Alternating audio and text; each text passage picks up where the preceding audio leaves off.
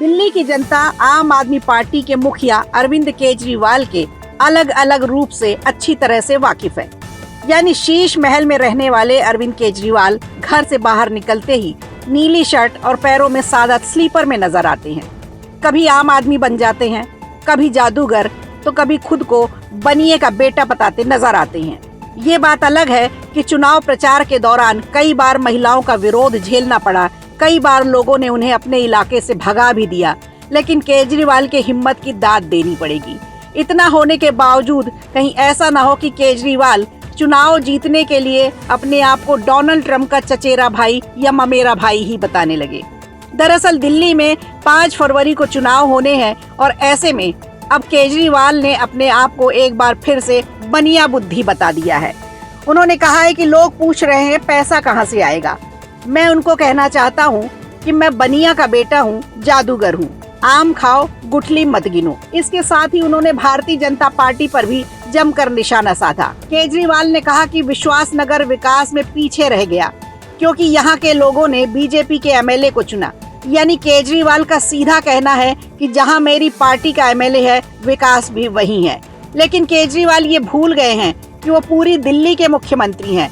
अगर किसी एरिया में काम नहीं हो रहा है तो पार्टी समेत केजरीवाल की भी जिम्मेदारी बनती है कि उस एरिया को भी अच्छी तरह से सुपरवाइज करे और वहां की सिटिंग एमएलए को काम करने के लिए सजेशन दे। इसके अलावा विकास नगर में ही केजरीवाल ने अपनी रेवड़ी स्कीम को गिनवाकर ये भी कहा कि 20 राज्यों में भाजपा की सरकार है, एक भी प्रदेश में महिला को फ्री बस में यात्रा करने को नहीं मिल रही। वो सिर्फ जनता के लिए काम करते हैं। दिल्ली मेट्रो में भी छात्रों को 50% छूट मिलेगी।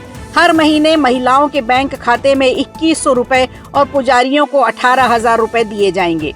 पूरे देश में बीजेपी की सरकार है, उन्होंने इस बात को बार बार दोहराया। उन्होंने कहा बीजेपी की सरकार ने कहीं भी पुजारियों के लिए कोई घोषणा नहीं की।